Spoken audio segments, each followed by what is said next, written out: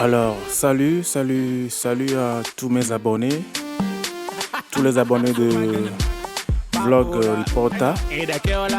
Ouais. Aujourd'hui, nous allons faire un voyage, un très long voyage. Hein? On va quitter Lomé. Voilà, nous sommes arrivés au niveau du péage de Akepe. On a quitté Lomé aux environs de 14h30. Le péage de Akepe, c'est à quelques kilomètres de notre position de départ. Nous avons quitté le quartier Vaposito.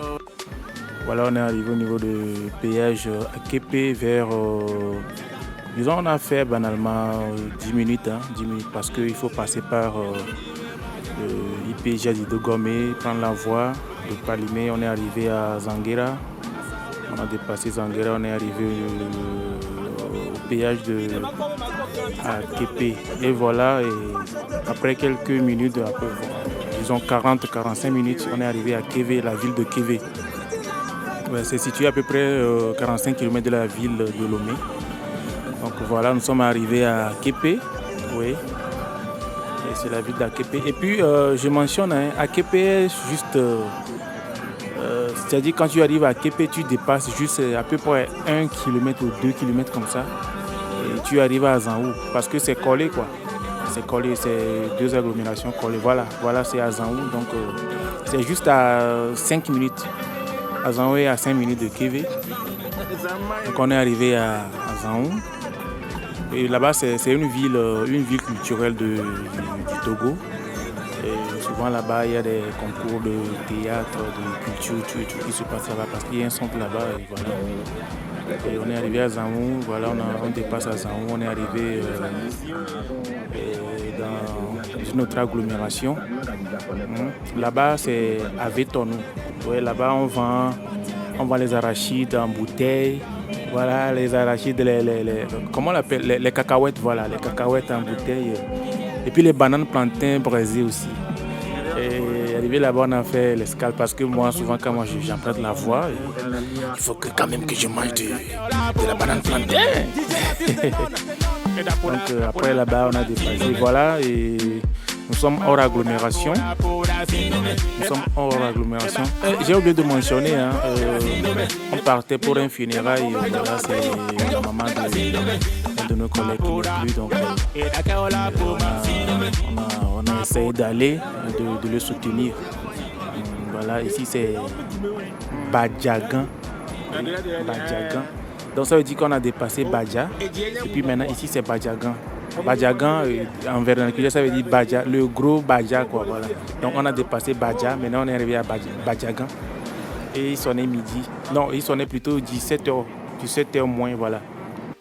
Et il y a les élèves sur la route, et tout. Voilà, quelques villages. Et de loin, vous voyez une montagne. Voilà, c'est la montagne, là, c'est la chaîne d'Atakora qui quitte comment dirais-je, le nord du Togo et qui traverse tout le long, jusque vers l'ouest. Voilà, vers l'ouest. Donc voilà, c'est le pic d'Agou qui se fait voir de loin. Ouais, je suis en train de zoomer l'image, le pic d'Agou. C'est le mont le plus culminant chez moi au Togo. Bon, chez moi quoi, au Togo, voilà, dans mon pays le Togo, le mont le plus culminant c'est Pic d'Agou. Qui mesure à peu près 960 et quelques mètres de haut d'altitude. Voilà. Et dépassons là-bas. Oui, c'est comme... Ouais. Je vois que nous sommes en train d'arriver à Agoussa. Donc, Pic d'Agou. Et puis Agou même, c'est une ville de Lomé. C'est-à-dire, tu vas trouver Agou avant Palimé. Vous comprenez un peu, non? Donc... on a effectué une descente, maintenant on effectue une montée, une légère montée, et puis on va arriver à Agou même. Donc voilà, juste après la montée, c'est Agouga, le quartier c'est Agouga. Voilà, Agouga. Et il y a souvent les chauffeurs qui stationnent là-bas. Il y a les bananes plantains qu'on vend en gros et en détail. Les bananes. Voilà, c'est un carrefour, quoi, un carrefour. Parce que arrivé là-bas, si tu prends la route non bitumée qui va vers le gauche, vous allez vers le Ghana. Oui. C'est non bitumé. Et puis c'est sur la voie là, je crois que c'est sur la voie là, il y a Agometombe, un truc comme ça, je crois. Agometombe, on n'oublie pas ça parce que c'est là où la population a résisté contre les colons au moment dans les moments coloniaux, quoi, voilà. Puis ils ont vraiment résisté et puis ils ont gagné la bataille. Maintenant on a dépassé Agou. Maintenant on arrive au niveau de... Je crois que ici là c'est... Voilà, il y a une agglomération avant Palimé, c'est Torvegan, voilà. Torvegan, voilà, un très grand connaît, hein. Avant on fait doucement, parce que c'était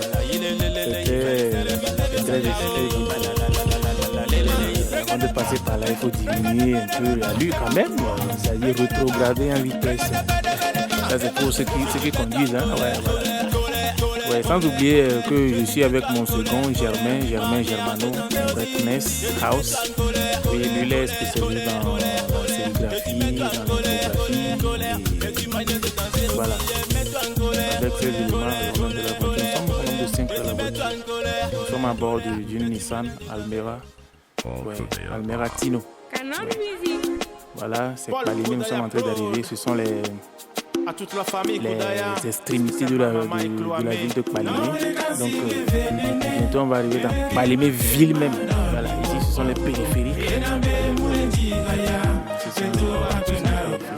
Voilà, ici c'est Palimé ville, à partir de la station Total que vous venez de voir. La station d'essence plutôt que vous venez de voir. Ouais, ici c'est Palimé. Et puis le monument de Palimé. Le sacré monument de Palimé, voilà.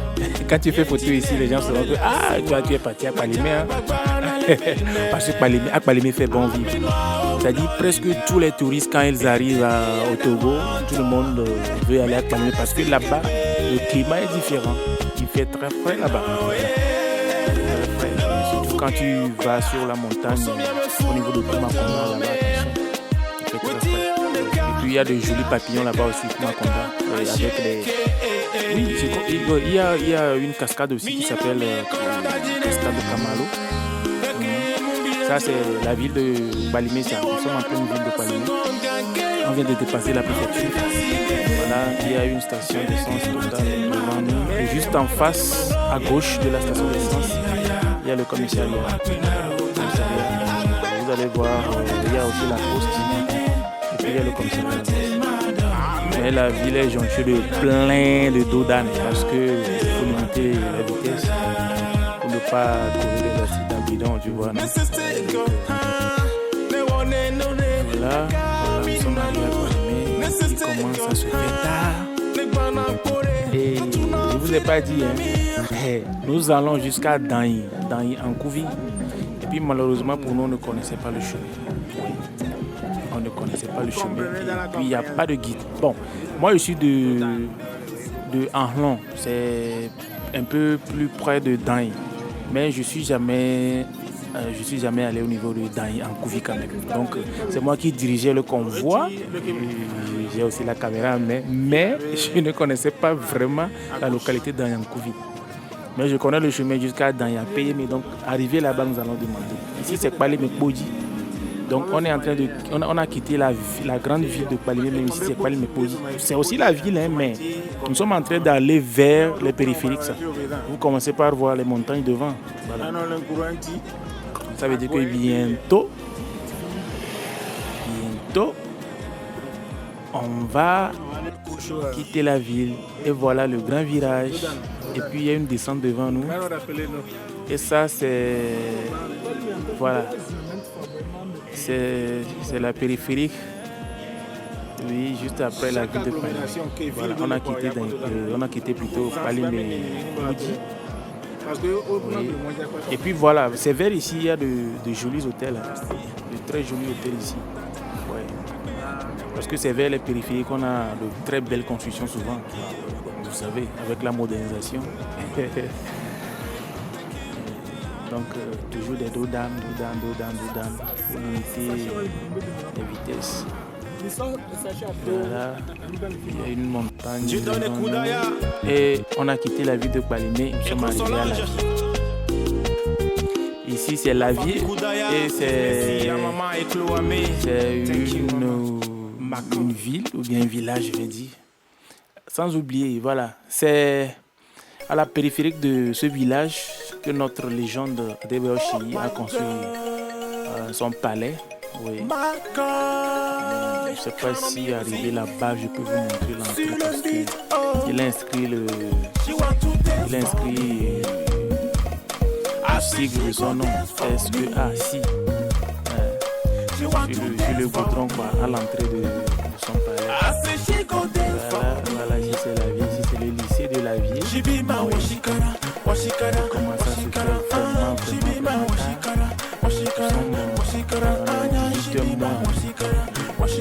heure GMT.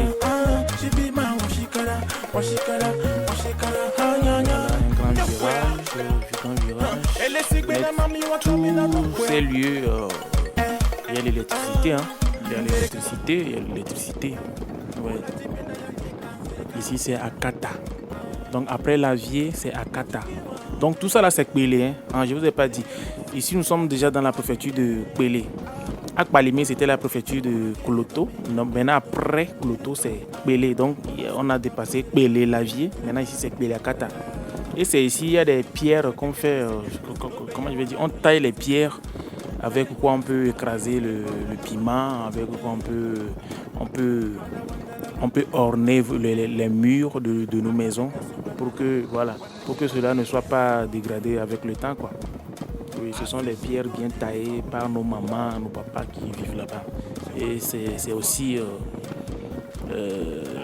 un moyen de, comment dirais-je, c'est aussi un moyen de gagner aussi de l'argent. Oui, ils taillent des pierres pour gagner de l'argent avec et puis pour subvenir à leur famille respective. Donc on a quitté Akata. Voilà, ici nous sommes en train d'aller vers Kpélé Adétassa. Maintenant quand tu vas vers la gauche, il y a là-bas c'est un peu plat façon tu vas voir la montagne devant. Ici là-haut c'est plat là, avec les trucs jaunes là. Ce sont des rizières. Ici on cultive le riz, hein, un gogo quoi. Et voilà, nous sommes au niveau du péage de Kpélé. Voilà. Au niveau du péage, on a dépassé le péage. Ici, c'est le rond-point de Kpélé Adéta. Donc, on quitte Kpélé Adéta, on prend la route vers la gauche. Et puis, nous allons à Tchikor. Ici, il y a les Américains qui ont construit... les Américains baptistes, au fait, qui ont construit un hôpital ici, qui est très réputé au Togo. Hein. Quand on parle de l'hôpital de Tchikor, c'est pas petite affaire. Quand les Blancs travaillent, c'est les Blancs, vous connaissez. Voilà, ici c'est Tchikor Agamé. Voilà, je vais vous montrer l'église baptiste. Ouais, église baptiste. Ouais, j'ai raté. C'était juste à ma droite, quoi. Maintenant, ici, c'est les montagnes. Les montagnes, c'est une route vraiment risquée. C'est-à-dire, tu es dans la voiture, à ta gauche ou bien à ta droite, il y a le trou. Et quand tu fais une petite erreur, c'est grave. Très grave, je dirais. Donc, voilà. Vous voyez dans le fond là-bas, c'est la ville de Tchikor qu'on vient de laisser en bas. Hein. Et puis nous sommes en haut, sur la montagne, en train de rouler. Mais ici, on ne roule pas à vive vitesse, hein. Sinon ce serait une catastrophe. Et ça ne peut jamais se passer quand même, parce qu'on est des enfants de Dieu. Arrivé ici, c'était silence, parce que mon second, voilà, c'est lui qui est au volant, Germano Bretnevs. Lui n'a jamais conduit sur cette voie. Moi, c'est ici, moi, je passe pour aller dans mon village, donc je connais un peu. Donc après, on arrive à Daï-Ndibé. Donc après le mont Daï, tu arrives sur dans Indibé. C'est le premier village que tu vas trouver juste après la montée. Voilà, dans Indibé. Donc quand tu prends vers la gauche, tu vas vers dans Koudjraga, Koudjravi. On a pris vers la droite. Voilà, on arrive dans Yapéyébé.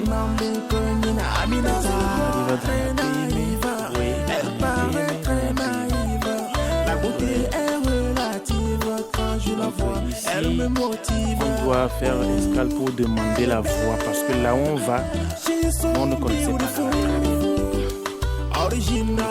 là-bas. Donc on va faire escale quelque part et trouver quelqu'un à qui demander.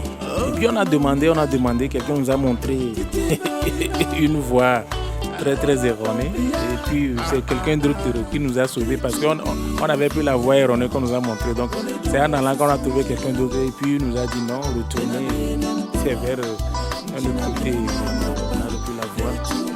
Ouais. Donc voilà, on a demandé la voie et puis finalement on est arrivé dans Ankouvi.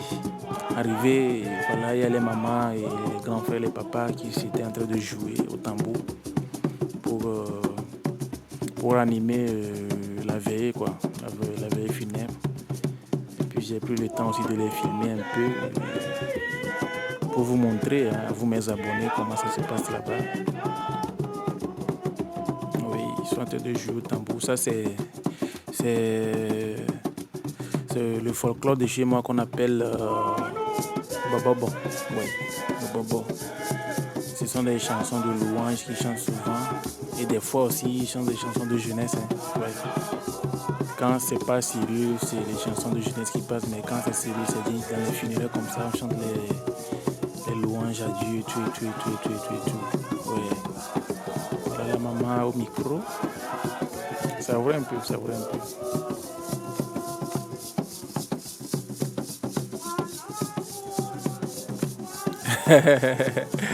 C'est bon, non? C'est bon? Ouais.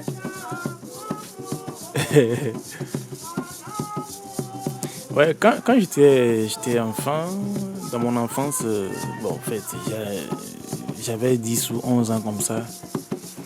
Souvent, quand on veut jouer ça, il y a aussi des petits tambours qu'on nous donnait. Et puis, nous, on jouait au petit tambour. Les grands frères jouaient au gros tambour. Ouais. Donc, arrivé là-bas, ça fait plus de 20 ans, 22 ans que j'ai plus touché à ça. Donc, arrivé là-bas, et ça me donnait la nostalgie. Je me suis dit, je dois filmer ça. Pour mettre sur la page, pour vous, mes abonnés. Ouais.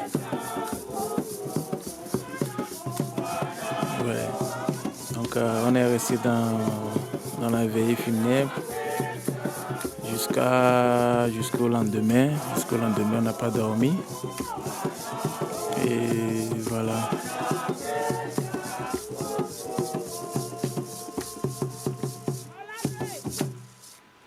Et là-bas, c'est en altitude, hein, il fait très frais. Vous allez constater que les mamans se sont couverts de pagne. Les mamans se sont couverts de pagne, les papas sont habillés en pull vert. Mais nous, on ne maîtrisait pas le coin, donc on s'est habillé en jeune de la ville. Donc arrivé là-bas, ça n'a pas été facile. Mais moi, j'ai tenu le coup quand même, mais c'est les autres qui n'arrivaient pas. Voilà.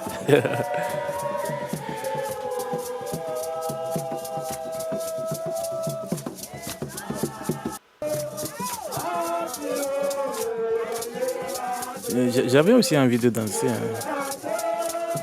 J'avais envie de danser, mais si je dansais, qui va filmer pour vous? J'avais la caméra en main, qu'on va faire?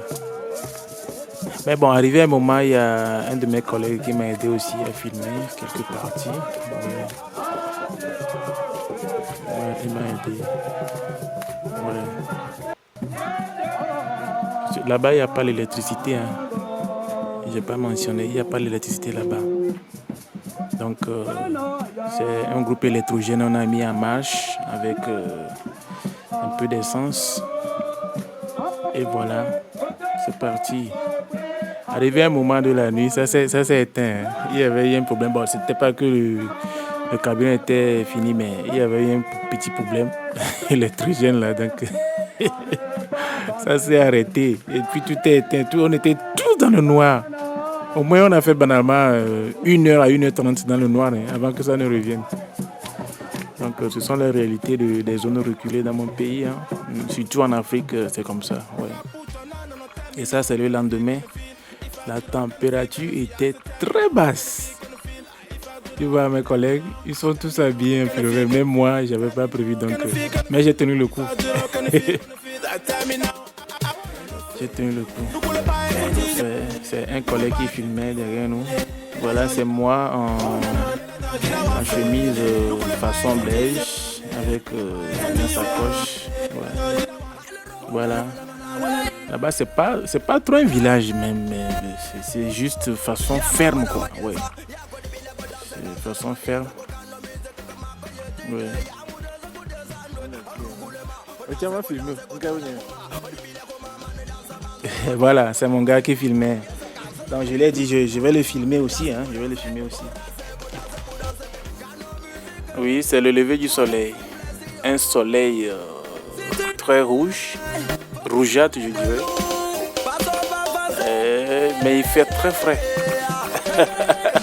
Vous voyez comment on se sert. C'est-à-dire tout le monde a sa main dans la poche quoi. Ouais, mon second me montre comment c'est joli. Parce que là-bas, c'est un bas-fond. Hein.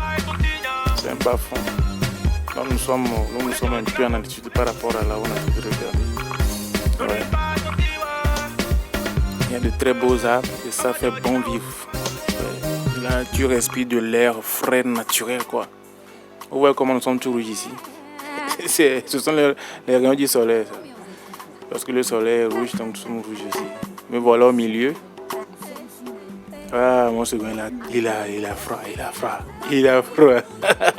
J'ai le mets en froid.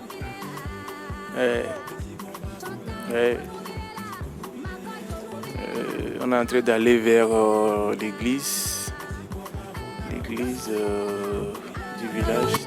Mais on se baladait aussi, hein. On se balade. Derrière nous, c'est l'église. Ouais. Derrière nous, c'est l'église catholique. Ça. Voilà, il y a un enfant qui est en train de balayer là-bas. Parce que bientôt, c'est la messe funèbre. Donc, voilà. Faut s'adapter.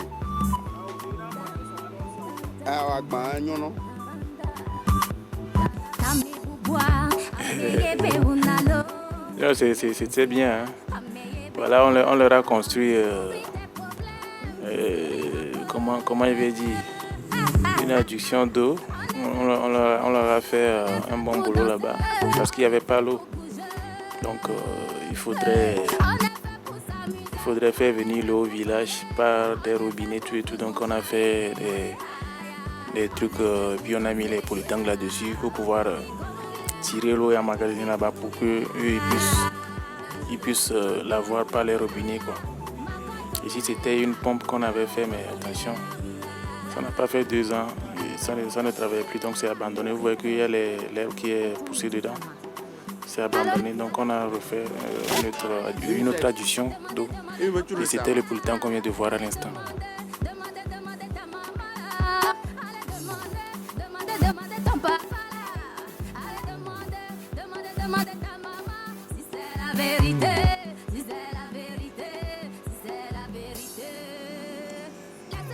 Non, c'est joli, hein, c'est joli. L'environnement, tout est bien. Ouais. Non, c'était bien. Donc, on a pris le temps de redécouvrir un peu la ferme, bien le petit village, avant que la messe ne commence le matin. Parce qu'après la messe, on devait quitter. Donc, on a demandé à ce qu'on nous montre leur école. Voilà, c'est le cours primaire. Et là-bas, il ne peut pas avoir de collège ou bien de lycée parce qu'il n'y a personne. Tu vois. Donc ici, c'est le cours primaire. On est parti découvrir le cours primaire. Il y avait un ancien bâtiment. Quand tu vois ça, c'est très déplorable. Mais heureusement qu'on leur a fait une nouvelle construction qu'on voit devant. Oui, peint en bleu et jaune. Oui. Ici, c'est l'école primaire publique de Taï en Kouvi. Oui. Voilà, c'est l'ancien bâtiment, ça. Vous voyez un peu comment c'est un peu bizarre tout et tout. Mais avec l'aide de la coopération, un truc comme ça, allemande, Togo, allemand, je crois. Oui. une coopération togo-allemande là. Et donc on leur a fait une nouvelle constitution. Et voilà, Union européenne, voilà. Bon, pas allemande, mais voilà, c'est l'Union européenne. Ouais. Et ici, c'était l'église qu'on vient de voir à l'instant, mais j'ai pas trop pris l'image là-bas. Donc on est revenu dans la maison meurtrière. Et toujours, c'est la musique. Mais quelle musique folklorique. Et quelle musique folklorique? C'est toujours les tam-tams qui parlent. Voilà, et la veille c'était Bobobo, je vais te dire que c'était Bobobo. Maintenant ça là c'est plus Bobobo, mais ça c'est Agbadja. Voilà, la façon de jouer est différente. Et puis vous voyez,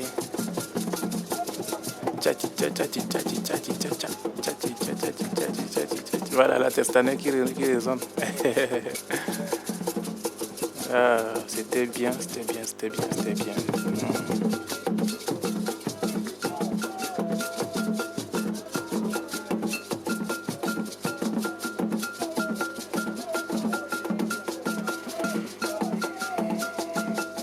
Et la danse là, c'est souvent le dos, hein, c'est souvent le dos qui est plus recommandé. C'est-à-dire, tu bombes le dos, tu bombes, tu plies, tu bombes, tu plies, tu bombes, voilà. Avec les mouvements de bras qui suivent. Ça demande beaucoup de travail, beaucoup d'habileté aussi. Sinon, c'est joli quand on danse ça, c'est très joli. Ouais. Donc, Bobobo, Agbadja, tout ça là, c'est des danses folkloriques du Togo. Ouais.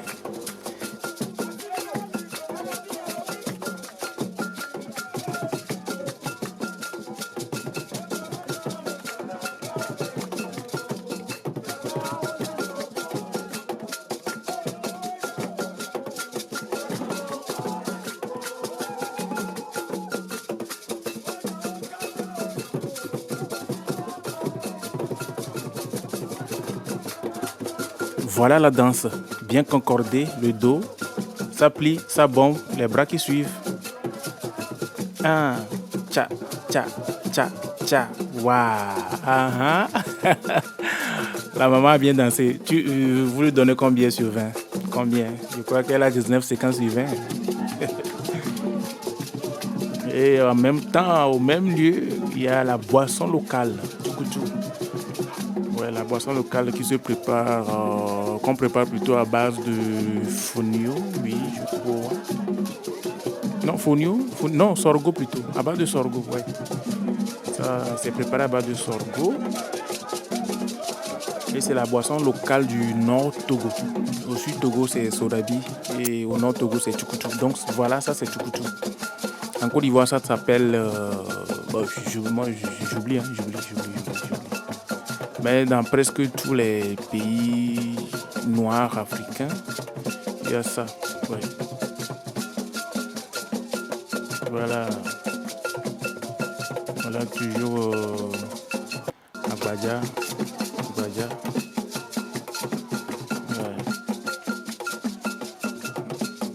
Ouais.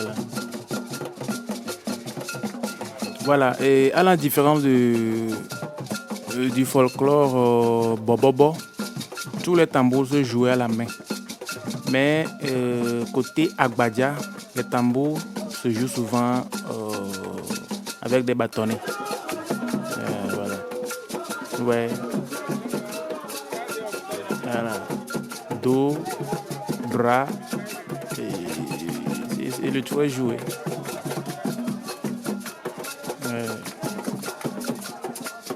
Donc au début ça se danse mollo. Donc il y a un petit tambour. Quand ça résonne plus souvent, donc ça veut dire que là-bas c'est chaud. Donc on doit commencer par dégager le dos, plier, dégager, dégager avec les bras. Ouais. Ouais, non. Ouais, ça c'est mollo. Donc quand ça va entonner, ça dit tu vas encore plus bas, et puis encore très chaud, quoi.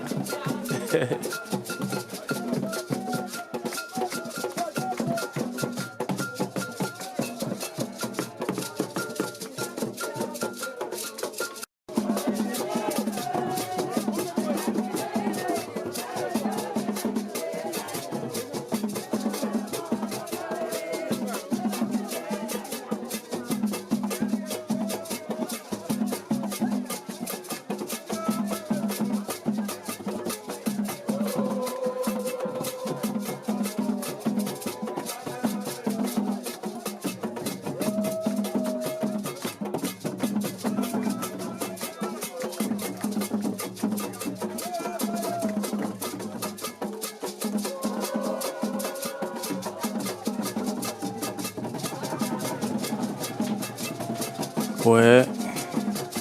Voilà les mamans. Voilà. Vous voyez comment ça baisse. Voilà. Ouais. Donc, tu commences mollo, tu danses. Quand le petit tambour va très résonner, tu t'abaisses, tu fais le mouvement avec force. Et puis, arrivé un moment, quand ça va s'arrêter, tu lâches, tu te relâches, en fait. Et voilà, nous sommes sur le retour au niveau des montagnes. Avant, c'était la montée, mais maintenant, c'est la descente. Et la descente est encore plus grave que la montée.